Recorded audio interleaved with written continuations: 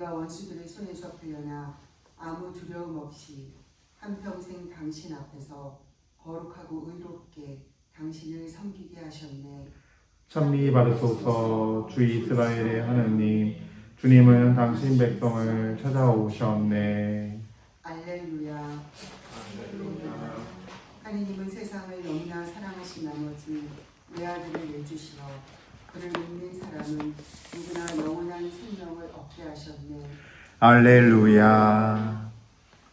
주님께서 여러분과 함께 마르코가 전한 거룩한 복음입니다. 영광 받으소서. 그날 저녁이 되자 예수님께서 제자들에게 호수 저쪽으로 건너가자 하고 말씀하셨다. 그래서 그들이 군중을 남겨둔 채 배에 타고 계신 예수님을 그대로 모시고 갔는데 다른 배들도 그분을 뒤따랐다. 그때 거센 돌풍이 일어 물결이 배 안으로 들이쳐서 물이 배에 거의 가득 차게 되었다. 그런데도 예수님께서는 고물에서 베개를 메고 주무시고 계셨다. 제자들이 예수님을 깨우며 스승님, 저희가 죽게 되었는데도 걱정되지 않으십니까? 하고 말하였다.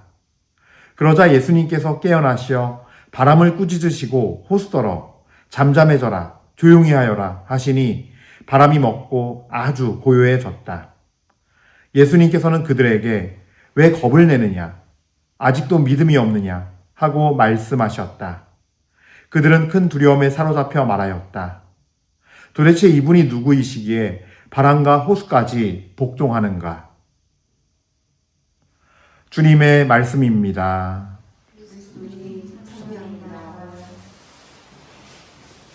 참미 예수님, 네, 잘 지내셨어요? 네, 그래요. 설 새해 복 많이 받으세요. 네. 명절 잘 지내셨어요? 어떻게 좀 가족들이랑은 잘 보내셨나요? 네, 그래요. 뭐 이번에도 길어가지고 아마 쉴 수 있는 좋은 시간들이 되지 않았나 싶어요. 그래요. 이제 좀 잘 쉬었으니까 또 나를 위해서가 아니라 정말로 예수님을 위해서 또 예수님을 위해서 살아가는 그걸 통해서 많은 사람들에게도 영적인 많은 유익들이 함께 전달되는 한 해를 우리가 의미 있게 살아갔으면 좋겠고 그럴 수 있는 우리들이 되기를 여러분 모두 축복드립니다. 자, 오늘 정말 주님께 깊은 감사 찬미드리면서 이 시간 갖는데 먼저 우리 주님께 감사한 마음 갖고 찬미의 마음 가지면서 여러분들도 그 자리에서 주님께 깊은 감사드립시다. 주님 찬미와 감사드립니다. 그래요. 자, 오늘 이 복음 말씀은 그래요. 뭐 너무나 잘 아는 이야기죠, 사실. 한 번쯤은 들어봤고 우리가 매번 듣는 복음 말씀인데 근데 참 이 복음 말씀이 우리에게 믿음이 무엇인지를 사실 너무나 잘 알려주는 말씀이에요. 이 배라는 게 참 그런 오묘함이 있어요. 성경의 복음에서 예수님이 배와 관련된 호수와 관련된 얘기를 보면요. 우리의 믿음을 아주 정말 직관적으로 직설적으로 보여주세요. 오늘도 이 배를 탄 예수님과 제자들의 이야기가 나오는데 믿음의 여정, 정말 믿음의 여정, 우리 인생의 믿음의 여정인 것 같아요. 이 복음 말씀 자체가. 그러면서 우리의 어떤 현실들, 우리가 겪는 믿음의 싸움들, 또 부족한 우리들의 믿음을 예수님께서 어떻게 채워주시고 바라보시는지를 아주 여실히 보여주고 있는, 그러면서 우리가 예수님의 이 말씀들 속에서 어떠한 것들을 깨닫고 배워야 되는지를 우리는 알아가야 할 필요가 있습니다.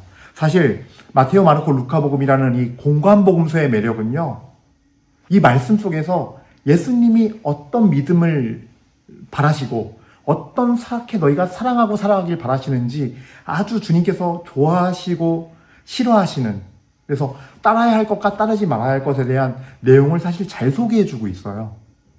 그게 마테오, 마르코, 루카복음이 공관복음의 특징인 것 같고, 특히 마르코복음은요, 문장이 짧거든요. 총 16장으로 끝나요, 실제로. 그래서 가장 직관적인 복음이에요, 어찌 보면요. 말이 짧기 때문에 더 명확해요, 사실은. 자, 이제 보면서 오늘 마르코복음 4장 35절부터 41절, 오늘의 복음 말씀 보도록 하죠. 우리도 살아가면서 예수님께서 우리에게 방향을 알려줄 때 그거를 내가 알아들을 때 기분이 어떠세요? 좋지 않아요? 보람이 느껴지고 내가 오늘 성당 잘 간 것 같고 내가 기도한 거에 대한 어떤 응답이 확실히 온 것 같고 예. 오늘 제자들도 그랬어요. 호수 저쪽으로 건너가자 하고 예수님 말씀하셨어요.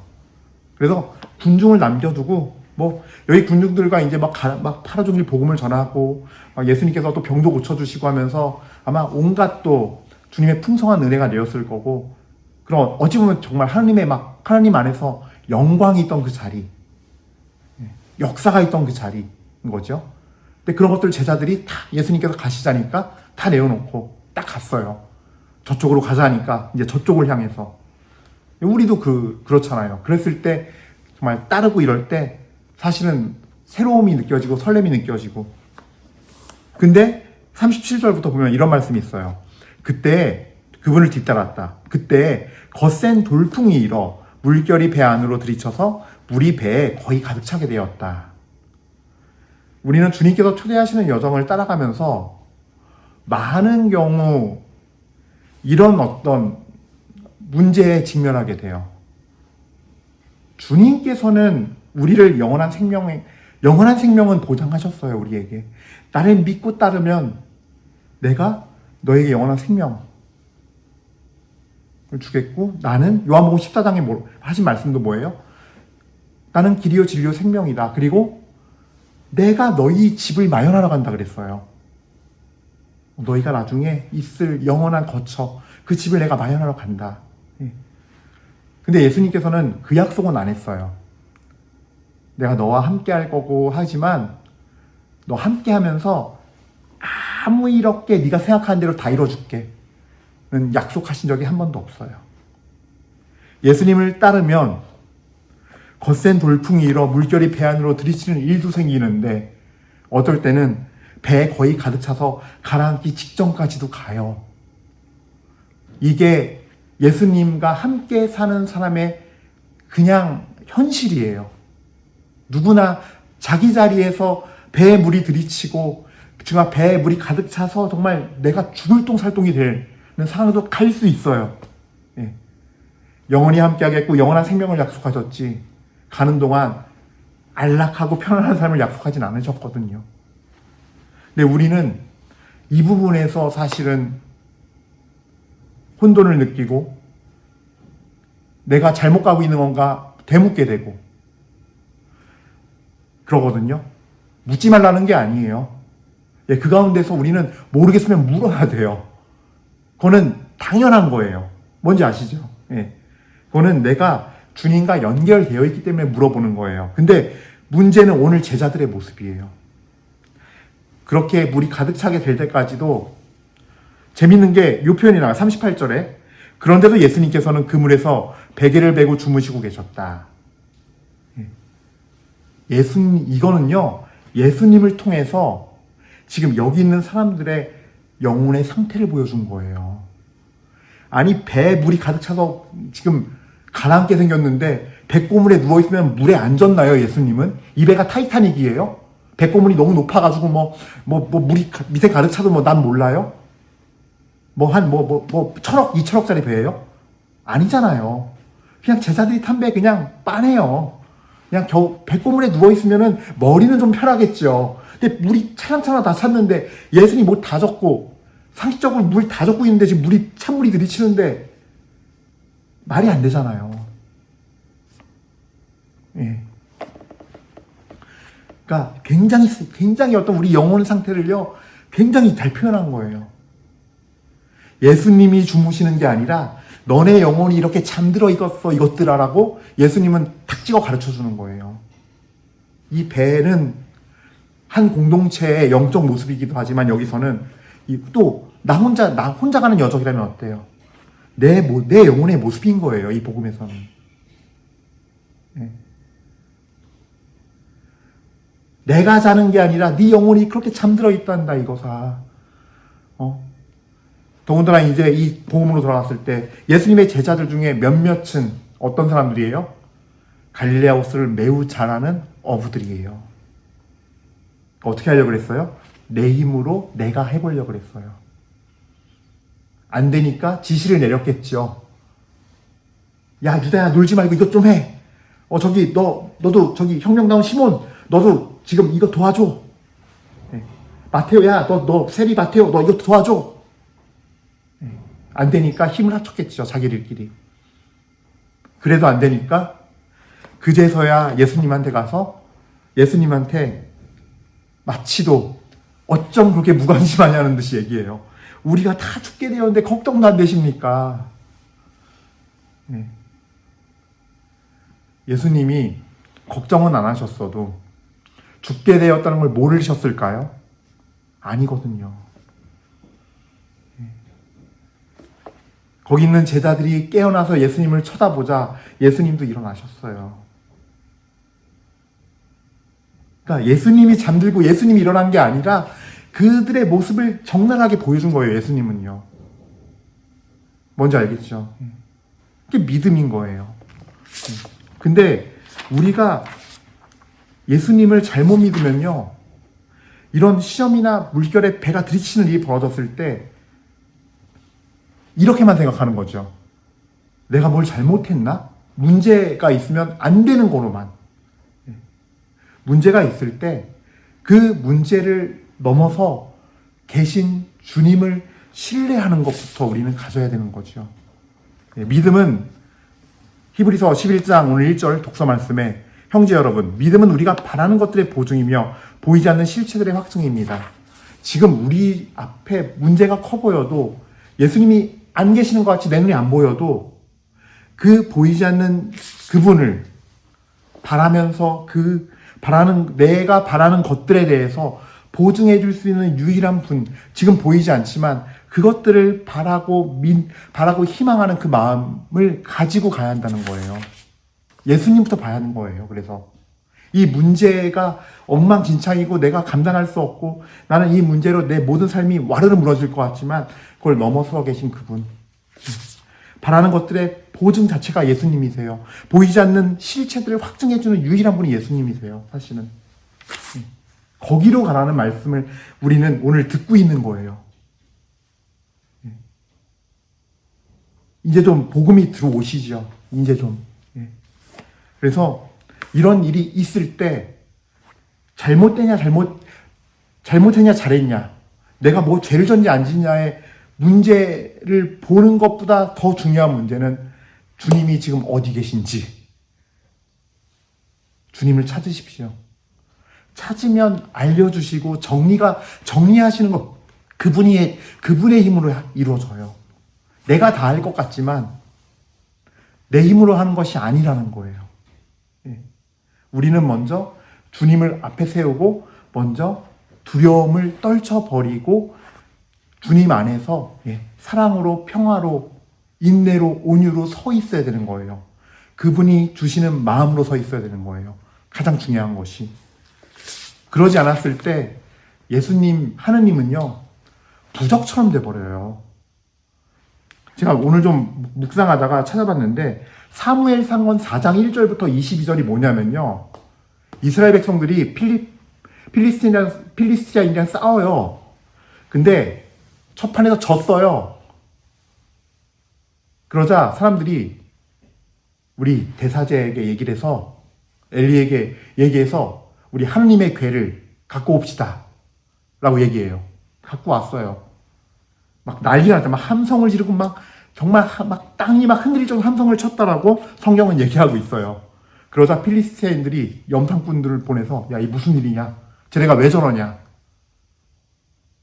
지금 저기 큰일 났습니다. 지금 저기에 그 무서운 하느님의 궤가 왔습니다. 야, 그 하느님의 궤는 그 이집트인들을 치시고, 이 땅을 점령할 때, 가나안 땅을 점령할 때 그 온갖 성을 다 치면서 했던 그 궤 아니냐. 우린 큰일 났다면서 이제 막 난리가 났죠. 그래서 오히려 이게 필리스타인들이 더 단결하고 힘이 생기는 계기가 돼서 붙어가지고 이스라엘 백성이 전멸하다시피 해요. 보병이 3만 명이 죽었다고 기록되어 있어요. 그 당시 3만 명이면 어마어마한 수죠, 사실. 그 옛날 시절에. 그리고 하나님의 궤도 뺏겼다 그랬어요. 사제의 두 아들도 다 죽어요. 그 자리에서, 그 전쟁에서. 그러니까 정말 초상집이 된 날인 거죠, 이스라엘은. 하나님의 계가 이긴다고 전쟁이 이기는 게 아니거든요. 하나님의 뜻이 세워지고 하나님의 뜻을 받들면서 그분 말씀대로 나갈 때 전쟁에서 이기는 거거든요. 제자들도 마찬가지였던 거예요. 막 물이 넘쳐오고 막 할 때, 배에 막 물이 들어오고 그 거센 파도를 이길 수 없을 때 예수님보다 앞서갔어요. 그냥 예수님부터 찾아서 깨우면 될 일을 예수님보다 앞서갔어요. 왜? 내가 이 바닥에서 20년 넘게 30년 넘게 물질했는데, 금을 던지고 했는데, 내가 배를 몇십 년을 다뤘는데 어떻게 하면 될지 알지. 지금 이것부터 해야지. 예수님 주무시니까. 그래서 우리도 믿음은 그분이 바라는 것들의 보증이며 보이지 않는 실제의 확증인데, 믿음은 그렇다고 해서 그거를 내 힘으로 구하고 얻는 것도 아니요, 하나님을 앞세우고 하나님과 함께 가는 여정에 있다라는 거예요. 그랬을 때 바라는 것들이 보증이 내 눈앞에 이루어지는 거고, 보이지 않는 실체들이 확증이 되는 일이 있는 거죠.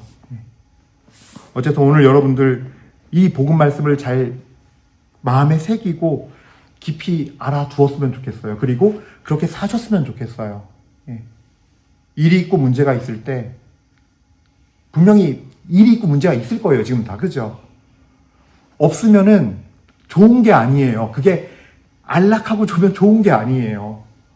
생각해 보세요, 여러분. 이게 아주 제가 마무리하면서 극단적인 예를 하나 들게요. 정말로 지옥에 갔을 거라 확신할 만한 사람을 예를 들게요. 북한의 김일성, 그래요. 내 마음에 안 들어요. 부하가 있는데 슬슬 말이 점점 짧아지는 것 같아. 김일성 어떻게 했어요? 죽였어요. 가장 확실하잖아요.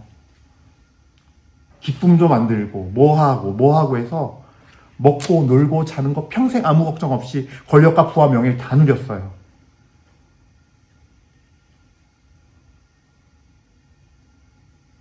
안락했을 거예요.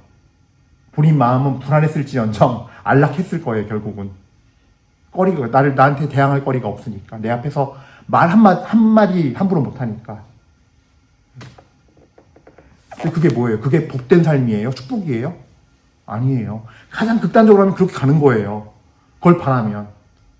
세상을 사랑하는 건 세상을 사랑한 거고, 내가 하고 싶은 걸 한 거고, 결국 그게 다른 말로 표현하면 뭐냐면요, 그건 축복받은 게 아니라 그냥 나중에 무자비한 심판을 받을 날만 선고받은 사람이에요.